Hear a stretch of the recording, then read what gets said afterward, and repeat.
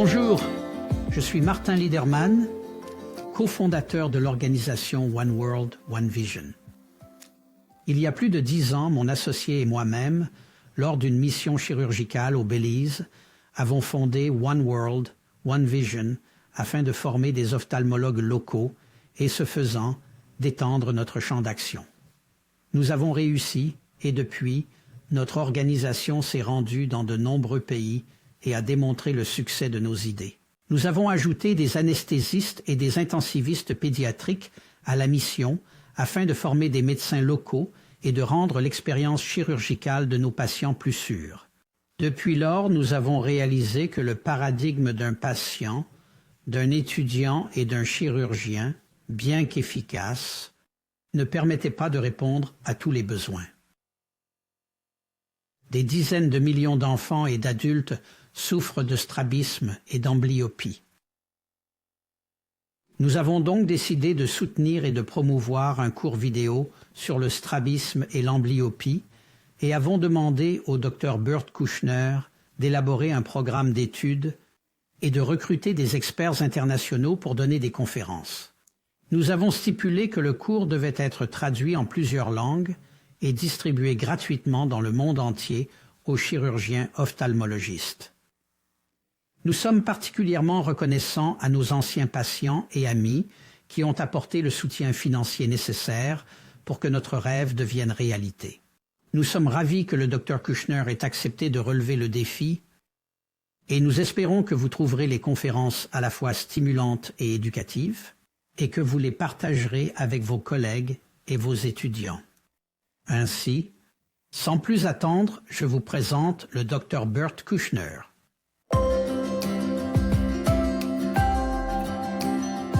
Bienvenue à tous, cours complet à découvrir.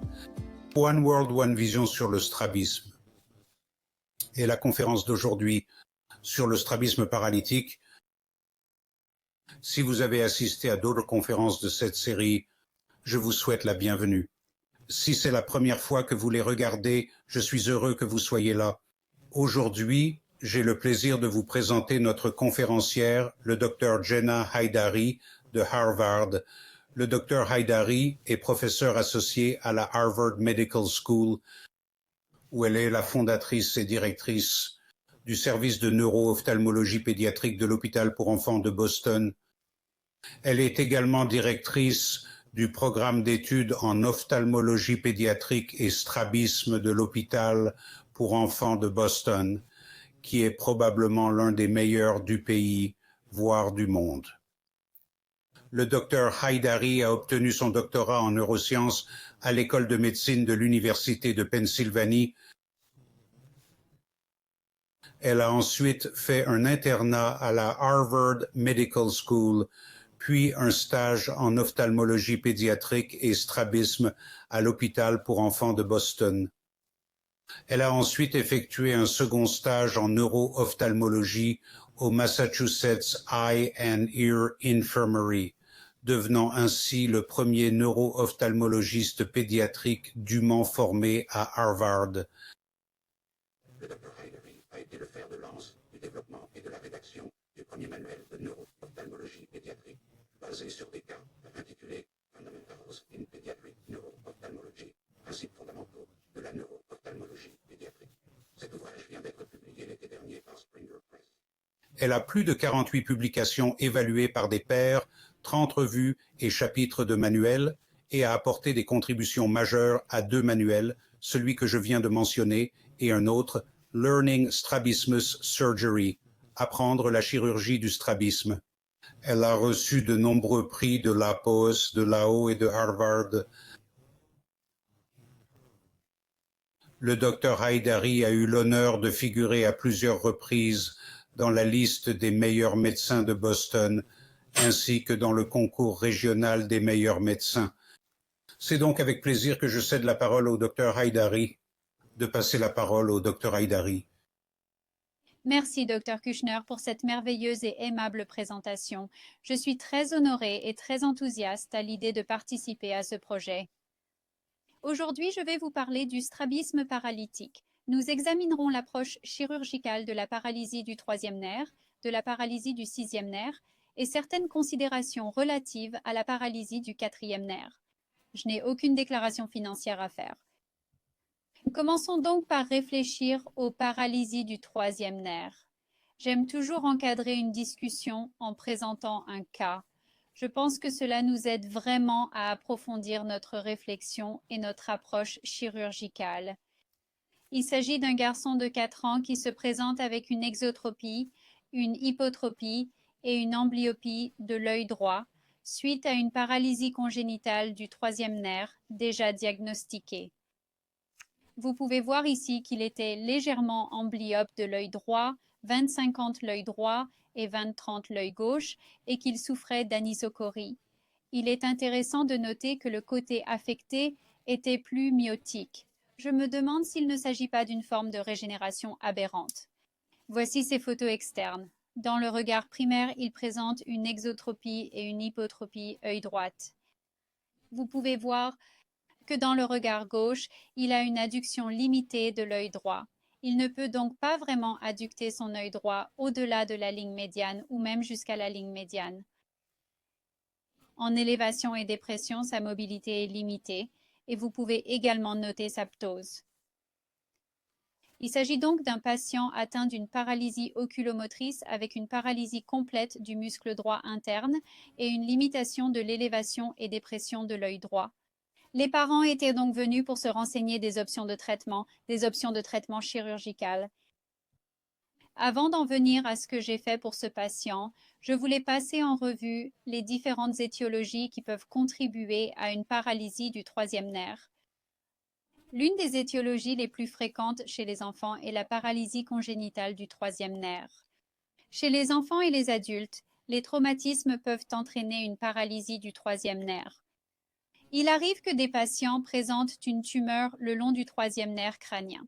Chez les patients pédiatriques, nous pouvons voir cela dans le cadre de la neurofibromatose de type 2 sous forme de schwannome, à la fois chez les enfants et les adultes.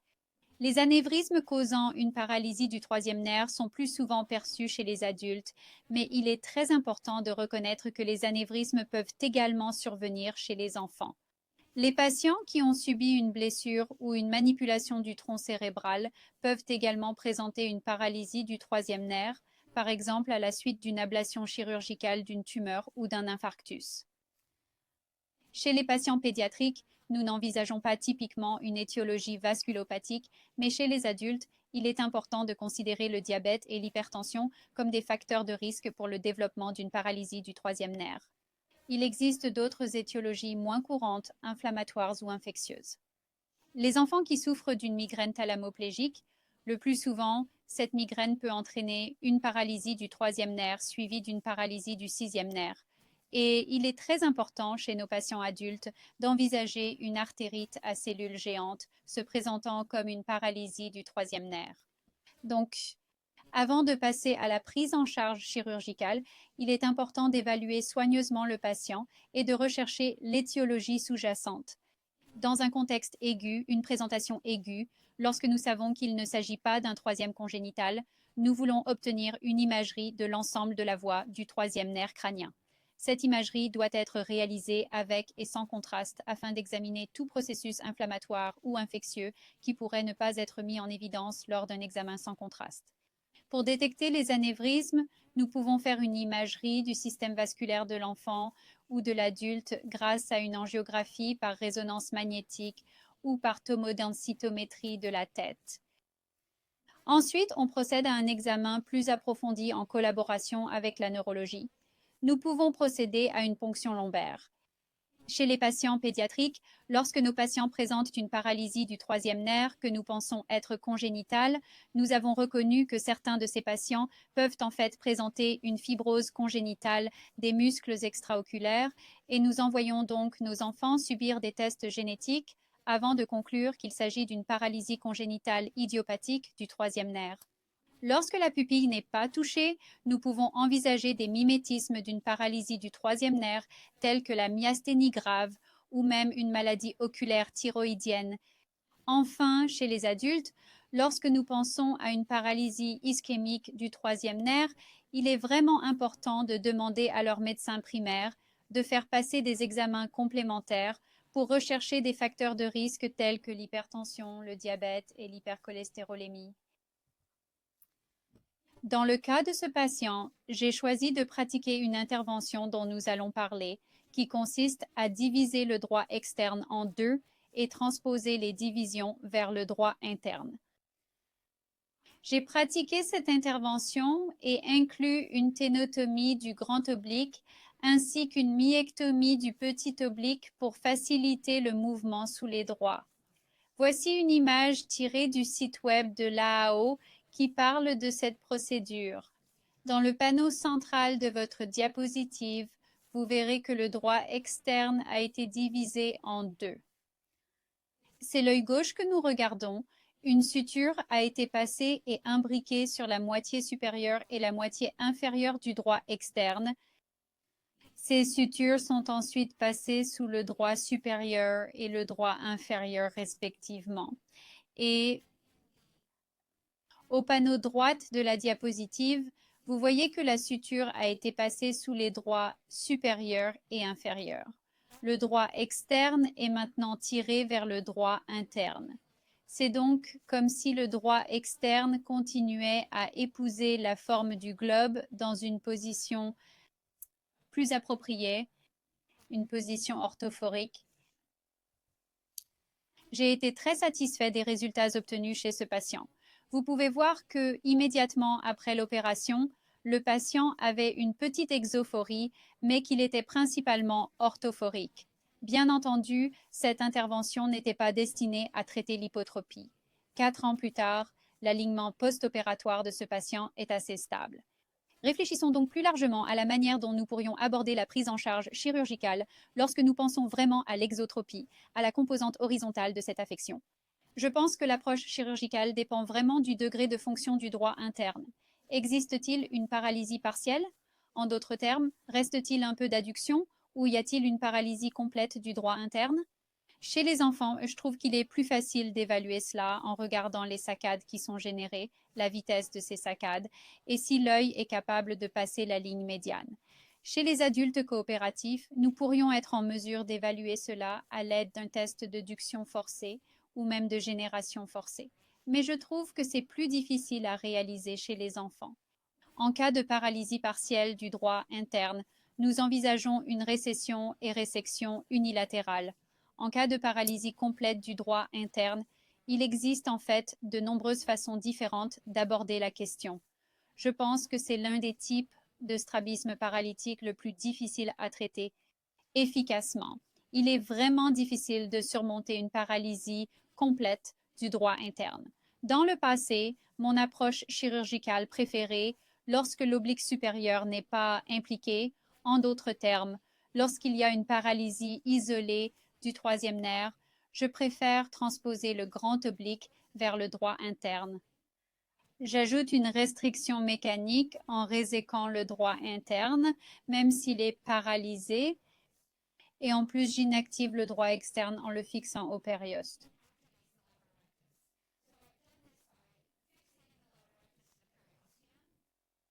D'autres ont suggéré que l'extirpation du droit externe pourrait être un moyen efficace d'inactiver complètement le droit externe. J'ai pratiqué la transposition nasale du droit externe divisé chez un type de patient très spécifique. Il s'agissait d'un patient qui n'avait pas subi d'intervention chirurgicale antérieure, dont l'objectif était essentiellement reconstructif et dont la famille était prête à accepter une procédure comportant un certain risque. D'autres ont proposé de fixer le globe à la paroi nasale de l'orbite à l'aide d'un lambeau. Des techniques plus récentes peuvent inclure un raccourcissement de la conjonctive pour créer une fois encore une restriction mécanique afin d'attacher l'œil en position orthophorique. Nous parlerons un peu de la procédure de Nishida pour la paralysie du sixième nerf. J'ai entendu certains collègues l'utiliser également pour tenter de traiter la paralysie du troisième nerf. J'aimerais me concentrer sur certains travaux réalisés par mes collègues de l'hôpital pour enfants de Boston sous la direction des docteurs Linda Doge, Anne Kershaw et Isden Oke. Ces travaux s'appuient sur ceux du docteur Beerson, du docteur Joshid et d'autres membres de la communauté internationale qui ont pratiqué cette procédure. Le Dr Doge a dirigé un registre international pour rassembler les données sur la façon dont cette approche chirurgicale traite la paralysie du troisième nerf. Je pense que c'est quelque chose que nous pouvons récapituler avec d'autres types de techniques chirurgicales. Il s'agit d'une étude précieuse car la plupart d'entre nous, en tant que chirurgiens, ne pratiquons probablement pas cette procédure très souvent. Il serait donc utile de mettre en commun toutes ces informations pour comprendre quels sont les résultats, quelles sont les complications.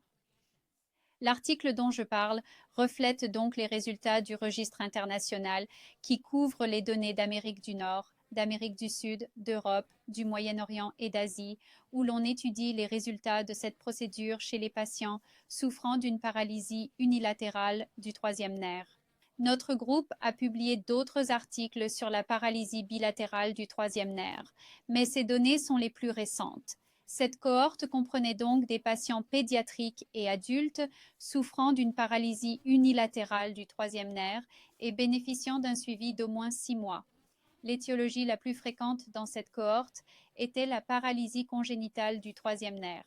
L'objectif chirurgical était l'alignement moteur dans les dioptries du prisme de la position primaire. En termes de résultats globaux, 69% des patients ont bénéficié d'un alignement moteur réussi, tel que défini par les auteurs. Et lorsqu'une ténotomie du grand oblique est ajoutée à la chirurgie de ce sous-groupe de patients, le taux de réussite est de 100%. J'ai été surpris de constater qu'un tiers des patients avaient également bénéficié d'une fusion, ce que je trouve très encourageant. Pour moi, c'est l'élément le plus important à retenir de cette procédure. Comment l'aborder? Quel est le patient approprié?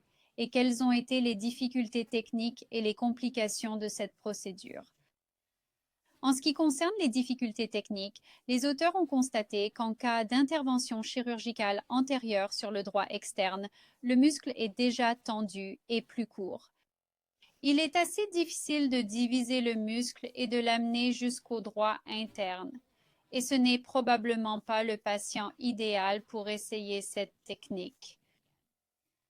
D'autres chirurgiens ont noté qu'après la division en deux du droit externe, que parfois un bras du droit externe était plus facile à tirer que l'autre. Cette procédure est associée à des complications qui peuvent menacer la vision, notamment des épanchements choroïdiens, une ischémie du segment antérieur et même un œdème du nerf optique. L'un des résultats importants de ce registre international a donc été la reconnaissance du fait que lorsque le droit externe est tiré vers l'insertion du droit interne, si le droit externe est à moins de 4,25 mm ou plus près de l'insertion du droit interne, en d'autres termes, plus antérieur, le risque de certaines de ces complications est très faible. Chez ceux qui ont signalé dans le registre un placement plus postérieur du droit externe, le risque de complications était élevé. Je pense donc qu'il s'agit de l'un des points les plus importants qui ressortent de tous les documents concernant ce registre international. En résumé, il existe en réalité de nombreuses approches chirurgicales avec des succès variables. Il n'y a pas eu d'études prospectives permettant de déterminer avec précision quelle serait la procédure appropriée. Il faut également tenir compte des opérations antérieures. Quels sont les objectifs chirurgicaux? Il faut ensuite traiter ces questions de manière appropriée. Nous allons maintenant passer à la paralysie du sixième nerf et aux considérations chirurgicales qui s'y rapportent. Il s'agit d'un garçon de 12 ans qui m'a été présenté. Vous voyez qu'il a une tumeur qui touche le tronc cérébral. Il s'agit d'un cordome clival. Après la résection de cette tumeur impliquant le clivus, il a développé une paralysie du sixième nerf. Sa fonction afférente était tout à fait normale. Dans cette série de photographies externes, vous voyez qu'en position primaire, il présente une ésotropie gauche. Lorsqu'il regarde à gauche, il ne peut pas dépasser la ligne médiane, mais dans les autres champs du regard, sa motilité est normale. Et dans ce cas, son ésotropie était si importante qu'il ne pouvait obtenir fusion et éliminer la diplopie en tournant sa tête vers la gauche. Il présente donc une paralysie complète du sixième nerf. Il est symptomatique avec une diplopie et l'objectif est une correction chirurgicale pour éliminer sa diplopie. Lorsque nous réfléchissons aux étiologies de la paralysie du sixième nerf, nous devons penser aux conditions qui peuvent impliquer le pont ou le tronc cérébral, tel un gliome pontin. Nous avons aussi des patients qui ont une pression intracrânienne élevée qui présentent une paralysie du sixième. Bien sûr, beaucoup d'entre nous ont vu des traumatismes qui ont conduit à une paralysie du sixième nerf, une tumeur le long du trajet du nerf. Et je vois beaucoup d'enfants qui ont des tumeurs de la fosse postérieure. Souvent, nous constatons qu'après l'opération, les patients développent une paralysie du sixième nerf, c'est-à-dire une paralysie iatrogène du sixième nerf. Cela peut se produire dans des conditions inflammatoires ou infectieuses. Cela peut même se produire après un virus. Certaines données suggèrent que l'on peut développer une paralysie du sixième après certaines vaccinations, en particulier la vaccination pour la grippe. Il s'agit d'une manifestation moins courante de la migraine thalmoplégique chez l'enfant. Comme pour la paralysie du troisième nerf, lorsque nous pensons à l'ischémie du sixième nerf chez les patients adultes, nous voulons nous assurer qu'ils bénéficient d'un bilan approprié et d'une évaluation des facteurs de risque tels que le diabète, l'hypertension, l'asthme, l'obésité, etc. Évaluation de ces facteurs de risque tels que l'hypertension et le diabète. Lorsqu'une paralysie du sixième nerf se présente à moi, j'effectue une IRM du cerveau et les orbites avec et sans contraste afin de délimiter soigneusement le sixième nerf tout au long de son trajet. Dans toutes ces situations, nous demandons souvent des coupes fines à travers le tronc cérébral afin de pouvoir bien voir les nerfs. Chez les enfants, certains de ceux qui ont une pression intracrânienne élevée peuvent présenter ce problème à la suite d'un processus qui affecte le drainage des sinus veineux, comme dans le cas d'une mastoïdite qui provoque alors une thrombose du sinus dural. Ainsi, dans certaines circonstances, nous pouvons obtenir une IRM de la tête. Nous nous associons à nos collègues neurologues pour effectuer une ponction lombaire, le cas échéant, afin d'évaluer la pression intracrânienne et de détecter toute inflammation ou infection du SNC. Dans notre région à Boston, nous observons souvent des résultats associés à Lyme, en particulier en été, et nous demandons donc des sérologies de Lyme. De même, nous voulons rechercher des mimétismes, tels que la myasthénie grave, la maladie oculaire thyroïdienne ou l'artérite à cellules géantes dans la population concernée. Lorsque nous constatons qu'il s'agit d'un CC ischémique, la littérature suggère de procéder à une neuroimagerie avant de conclure qu'il s'agit d'un CIS hypertensif ou diabétique chez les patients adultes. Je vais donc parler brièvement d'une procédure que nous pratiquons assez fréquemment ici, à l'hôpital pour enfants de Boston, pour le traitement de la paralysie du sixième nerf, ainsi que pour le syndrome de Duane. Je parlerai également des modifications récentes apportées à cette technique, ainsi que des nouvelles considérations relatives à la prise en charge chirurgicale. Pour ce jeune homme, j'ai fait ce que notre groupe a commencé à décrire et que beaucoup d'entre nous ont adopté comme traitement principal lorsque l'abduction est vraiment paralysée, c'est-à-dire effectuer une transposition du droit supérieur au droit externe. Dans ce cas, elle est réalisée avec une myopexie en boucle attachant les droits supérieurs et externes, couplée à une récession du droit interne. C'est donc ce qui a été décrit à l'origine par notre groupe. Depuis, j'ai constaté que dans les cas de paralysie du sixième nerf, le droit externe est souvent très flasque. J'ai donc constaté que la myopexie en boucle était moins efficace pour créer la tension que je souhaitais. Alors, je fais souvent la transposition du droit supérieur avec une suture à la sclérotique à la Foster plutôt que la myopexie en boucle. À mon avis, je pense que la myopexie en boucle est plus efficace dans le syndrome de Duane lorsque le droit externe est souvent très tendu. On obtient alors l'effet recherché avec la myopexie en boucle. Je pense que ce patient s'en est très bien sorti. Il n'a qu'une petite ésotropie résiduelle et il peut utiliser une très petite rotation de la tête pour éliminer toute diplopie. La prise en charge de la paralysie du sixième nerf est donc similaire à celle de la partie horizontale de la paralysie du troisième nerf. Y a-t-il une déficience partielle ou une paralysie complète de la force d'abduction du droit externe. Là encore, nous pouvons l'évaluer en fonction de la vitesse des saccades, de l'application de la force et de la génération de la force. En cas de paralysie partielle de l'abducens, j'effectue généralement une procédure récession-résection. Parfois, on peut ajouter une récession du droit interne contralatéral. D'une certaine manière, c'est une très bonne chose, car lorsque vous faites une récession du droit interne du côté non atteint, vous réduisez l'incompétence dans le regard latéral du côté atteint. Je pense donc que cette méthode peut être très efficace, mais souvent, il n'est pas nécessaire d'aller aussi loin parce que l'ésotropie n'est pas aussi importante. De nombreuses approches ont été décrites pour la paralysie abducens complète.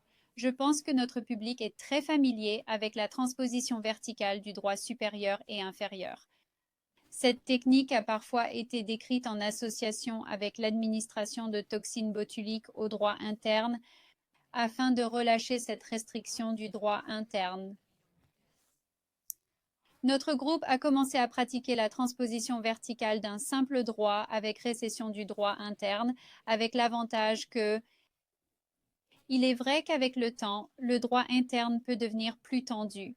C'est pourquoi la récession et le relâchement de cette tension sont, à mon avis, des éléments importants pour permettre à l'œil de se déplacer plus librement. Nous parlerons ensuite brièvement de la procédure de Nishida. L'une des choses qu'il est important de prendre en compte est de savoir quel est le moment approprié pour l'opération. Je pense que certaines données sont issues des premières études menées par Jonathan Holmes qui ont jeté les bases du Pediatric Eye Disease Investigator Group, groupe de recherche sur les maladies oculaires pédiatriques. Nous sommes donc à l'aube du développement du PDIJ, le précurseur du PDJ. Plusieurs études prospectives portant sur l'histoire naturelle de la paralysie traumatique du sixième nerf. Dans la première étude, on s'est intéressé à la récupération spontanée 6 mois après la paralysie traumatique du nerf 6. Ils ont constaté que 73% de ces patients présentaient une amélioration ou une résolution de la paralysie du nerf 6. Lorsque le groupe s'est penché sur les facteurs de risque d'une mauvaise récupération, il en a identifié 2. L'un d'eux était la preuve d'une abduction de -4 ou d'une limitation de la capacité à atteindre la ligne médiane au moment de la présentation, ainsi qu'une atteinte bilatérale. Je pense qu'en pratique, nous attendons au moins 6 mois avant d'opérer, car il existe un potentiel de récupération spontanée.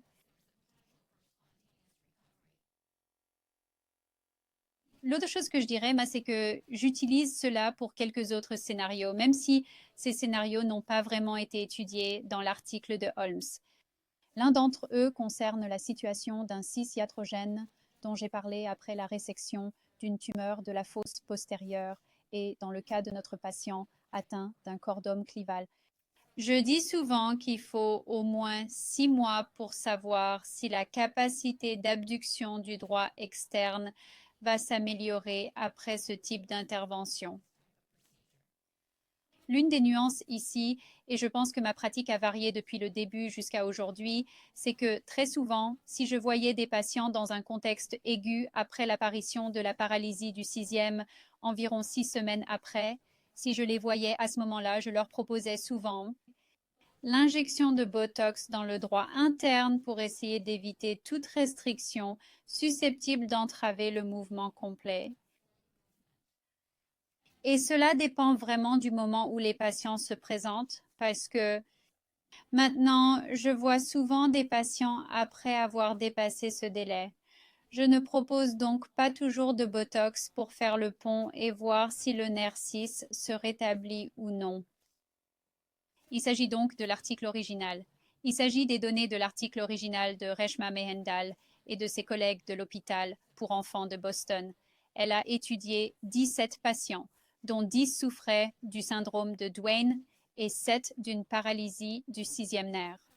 Ils ont constaté que la réduction moyenne de l'ésotropie grâce à cette transposition du droit supérieur avec récession du droit interne était d'environ 30 dioptries de prisme. Je me souviens très bien qu'à la POS, lorsque cet article a été présenté dans le cadre de la discussion, L'une des questions ou des critiques portait sur le fait de savoir si cette chirurgie pouvait créer une intorsion, parce qu'il s'agit simplement de transposer le droit supérieur, et si la transposition unilatérale ou la transposition d'un seul muscle vertical pouvait créer une intorsion. Nous disposons maintenant de données pour répondre à ces questions soulevées il y a tant d'années à la pause.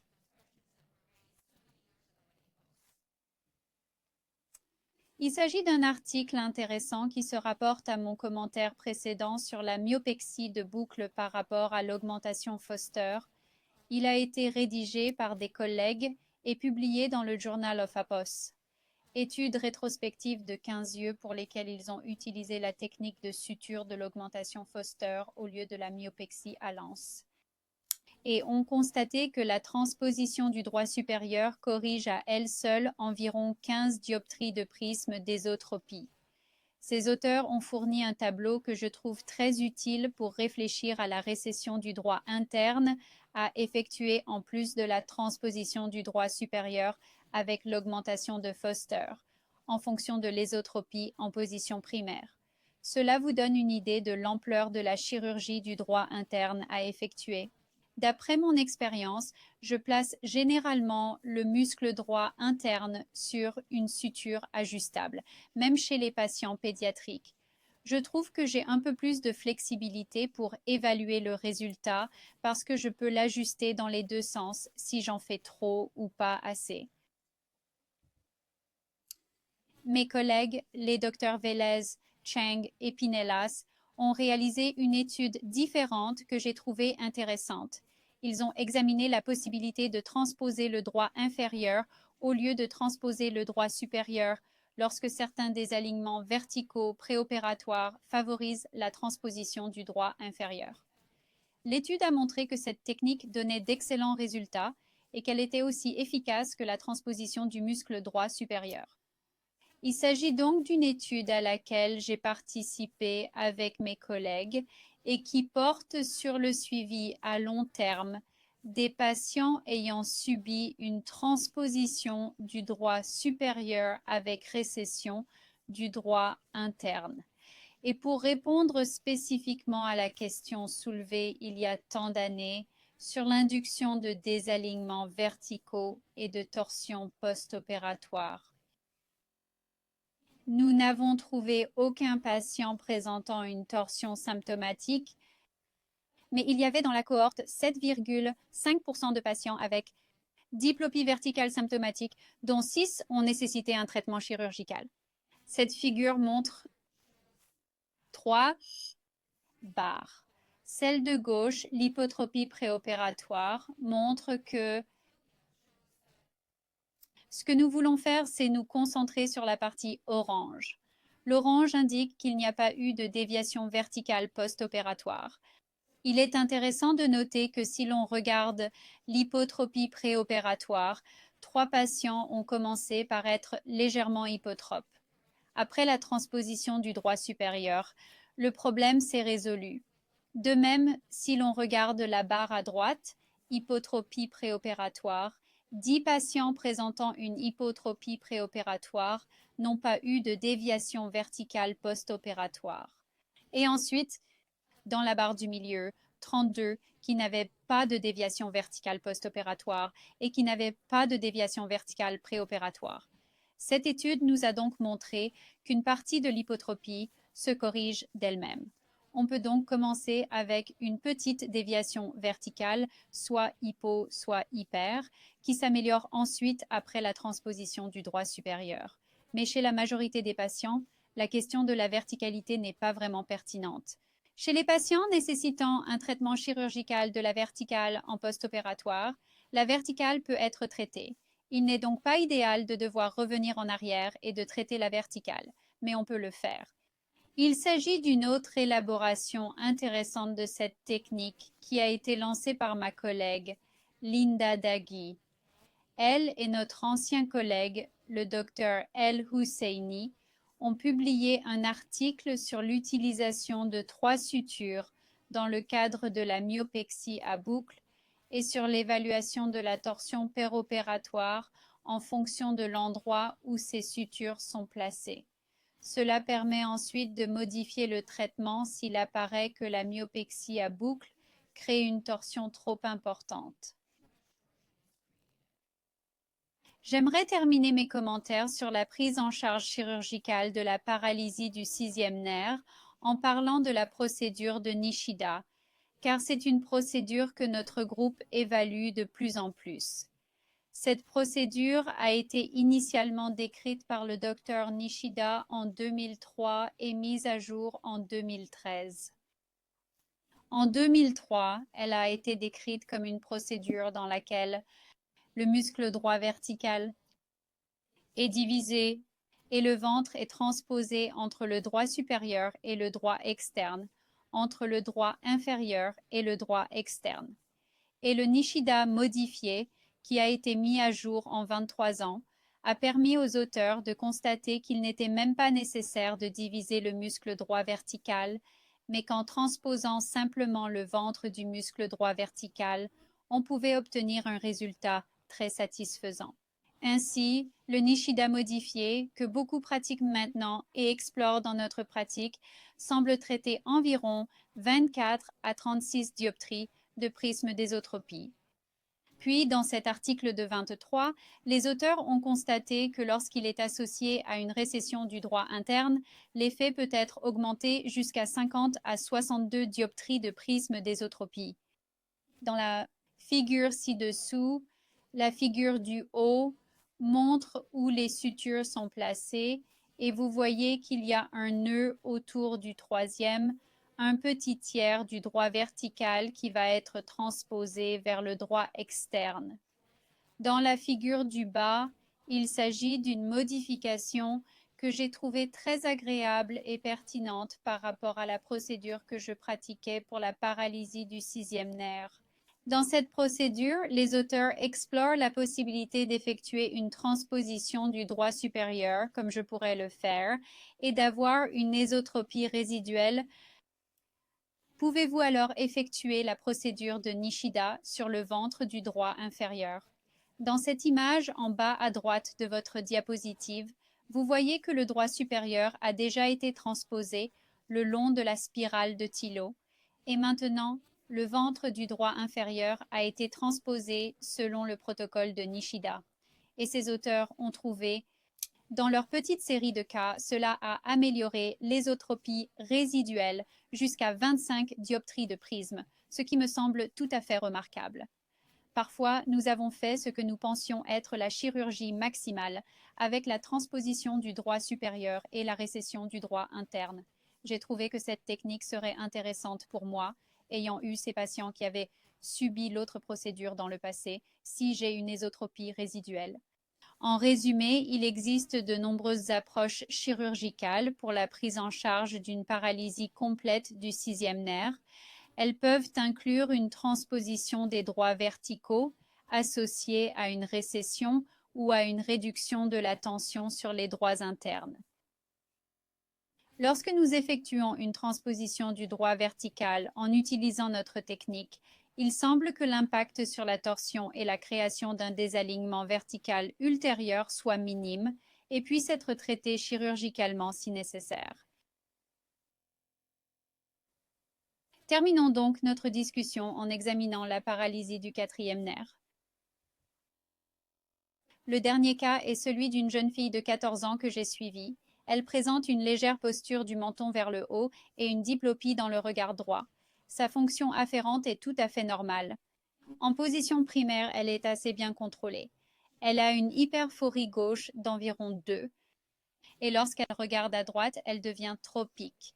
Elle a une hypertropie gauche de 10 et en haut à droite, vous pouvez voir le petit oblique en action.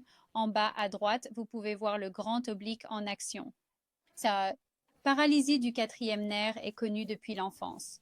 Et en fait, bien qu'elle ait une certaine diplopie dans le regard droit, elle n'est pas symptomatique dans l'ensemble. Nous avons donc choisi de l'observer pour l'instant.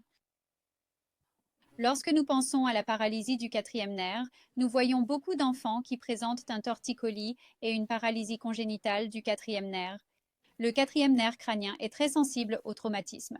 Nous voyons donc fréquemment des cas de quatrième nerf traumatique. Nous devons également rechercher une tumeur le long du trajet du quatrième nerf qui peut souvent passer inaperçue lors d'une IRM sans contraste. Par conséquent, si vous envisagez cette possibilité, votre IRM du cerveau et les orbites doit être réalisé avec et sans contraste. Je vois assez souvent des paralysies du quatrième nerf après le traitement chirurgical de tumeurs du tronc cérébral. Nous l'avons vu dans le cadre de conditions inflammatoires et de méningite. Dans le cas d'une paralysie aiguë du quatrième nerf, nous effectuerons une IRM du cerveau et les orbites, avec et sans contraste. Il est également important de prendre en compte les mimétismes potentiels tels que la myasthénie grave et même la maladie oculaire thyroïdienne. Enfin, en ce qui concerne les principes de la prise en charge chirurgicale, ces détails ont été couverts dans la session 9 sur le strabisme vertical. Nous n'entrerons donc pas dans les détails ici. Je vous remercie de votre attention. Ce fut un grand plaisir de parler avec vous. Merci, docteur Haïdari, c'était merveilleux. C'était complet et aussi complet que je l'espérais. Je pense que tout le monde trouvera cela très utile. J'ai, si vous le permettez, deux questions, l'une technique et l'autre peut-être un peu plus conceptuelle. Lors de la transposition de type Nishida, disons que nous parlons du droit supérieur en ce moment, à quel point devez-vous couper le long du bord nasal du droit supérieur pour lui permettre de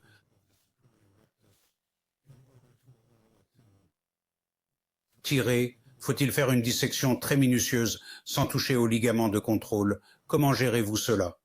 Je pense que c'est une excellente question que j'ai également posée à mes collègues. Je ne pense pas qu'il y ait de réponse parfaite. Mon sentiment à ce sujet, parce que je ne pense pas que cela ait été décrit avec soin, est que je devrais l'aborder de la même manière que la transposition du droit supérieur, où je fais un nettoyage très complet du muscle avant de faire la transposition et je le détache de la paupière sous-jacente et je m'assure également qu'il n'est pas du tout adhérent au grand l'oblique. Quelle est votre expérience? Parce que c'est comme ça que je l'aborde, mais je ne sais pas si cela a été soigneusement délimité comme étant nécessaire.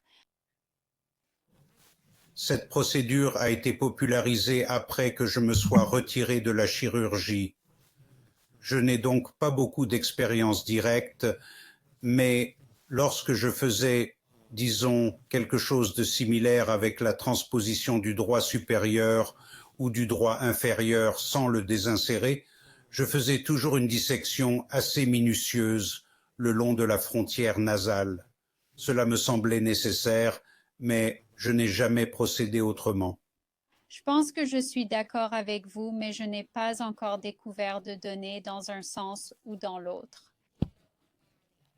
C'est exact. L'autre question que j'ai, c'est que vous avez fait un travail très approfondi sur la façon de travailler les différentes paralysies des nerfs crâniens lorsqu'elles sont aiguës. Un scénario qui semble très courant dans ma pratique est celui du patient qui souffre clairement d'une paralysie cérébrale. Disons, pour les besoins de la discussion, que le diagnostic n'est pas remis en question. Il peut s'agir d'un enfant plus âgé, d'un adolescent ou d'un adulte. Nous savons que la paralysie est ancienne, mais nous ne savons pas si elle est congénitale. Ils ont peut-être eu une inclinaison de la tête, mais nous ne savons pas s'ils l'ont eue quand ils étaient très jeunes. Nous pourrions présenter des photographies, mais elles n'étaient peut-être pas concluantes. Et il n'y a pas d'autres facteurs de risque évidents, pas d'antécédents de traumatisme crânien, d'accident de la route, pas de problèmes médicaux connexes évidents qui pourraient être à l'origine de la maladie.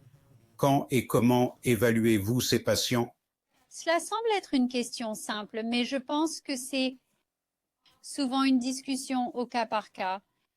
Je pense que lorsque les amplitudes de fusion verticale sont élevées et que nous constatons une asymétrie faciale et que nous pouvons voir les anciennes photos où l'inclinaison de la tête est présente, j'ai souvent une discussion avec la famille ou l'adulte et je présume qu'il s'agit d'une maladie congénitale. Je ne peux pas le prouver. Nous discutons alors de la nécessité de poursuivre ou non les examens, y compris la neuroimagerie. Poursuivre ou non les examens, y compris la neuroimagerie. Dans certains cas, je dis que je suis suffisamment convaincue qu'il n'est pas nécessaire de poursuivre la neuroimagerie. Dans d'autres cas, si les résultats sont équivoques, je pense qu'il est plus sûr d'aller de l'avant et de procéder à l'examen. Mais je pense que c'est plus au cas par cas.